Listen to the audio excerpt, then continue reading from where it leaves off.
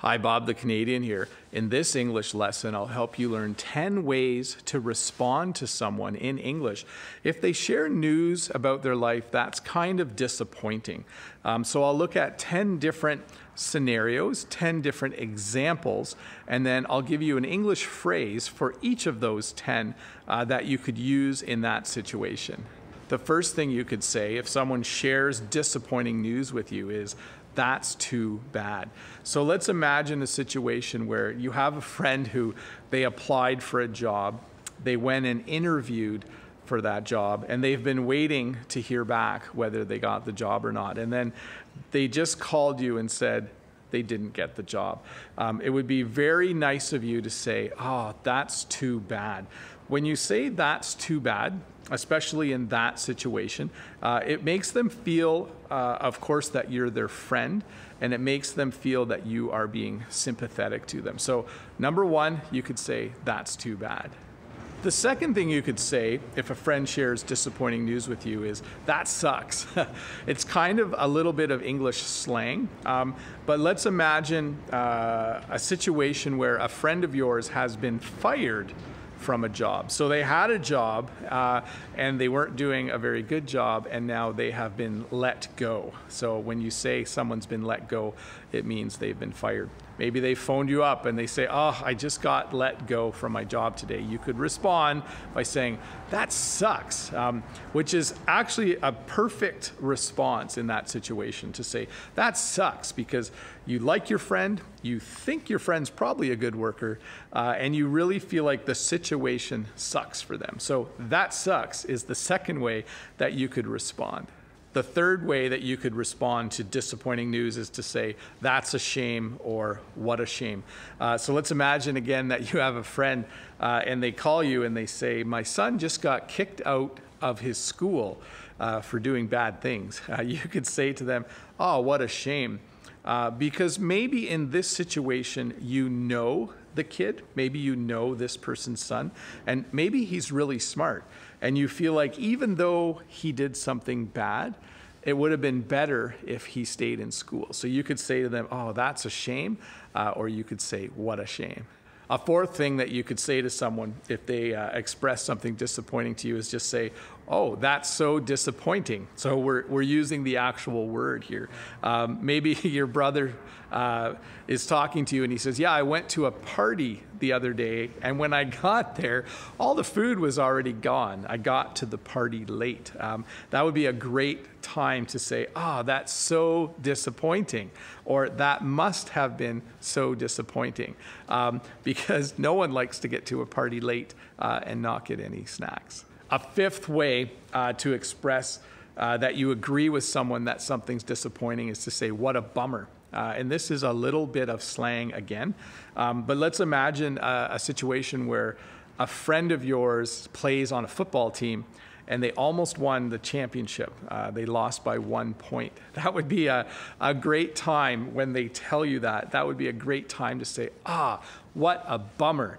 Or "You must have really been bummed out," because it's pretty disappointing to be 1 point away from winning a championship. A sixth thing that you could say in response to disappointing news or when someone shares something is just say, "That stinks." So we smell with our nose. When something doesn't smell good, we say, "That stinks." But we can also say "that stinks" when we're talking about something that isn't going well in someone's life. So let's say someone says to you, "My cousin borrowed my car and he got in an accident." A really good response would be, "That stinks," because that does stink. I would be really annoyed if my cousin borrowed my car and then smashed it up or got in an accident. So another way to respond is to say, "That stinks." A seventh way to respond when someone shares disappointing or bad news with you is to just say, "That's not good." We usually use this in situations where it really isn't good. So a good example would be maybe a friend says, "My brother got arrested for stealing a car."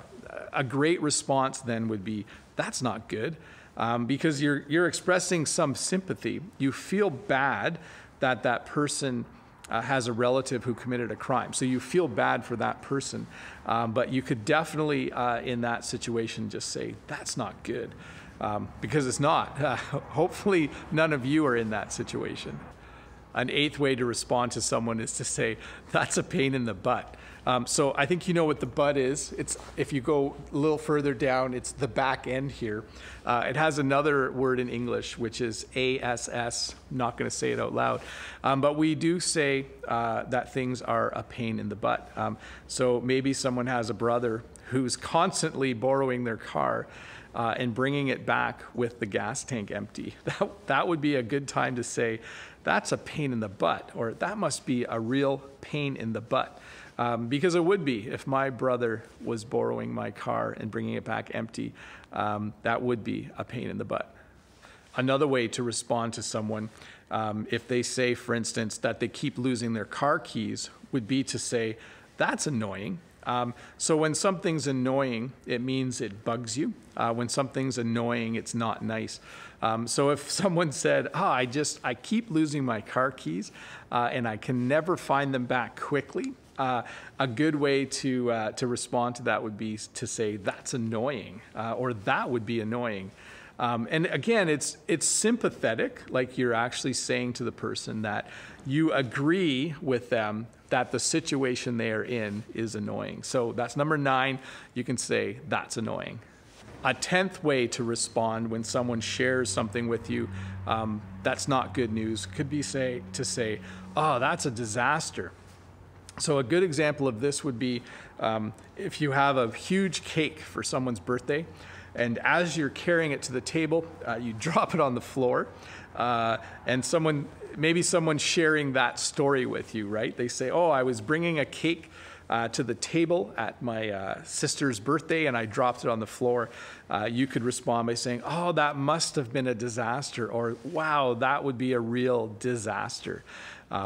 Anyways, that's 10 ways that you could respond to someone in English. I'm Bob the Canadian.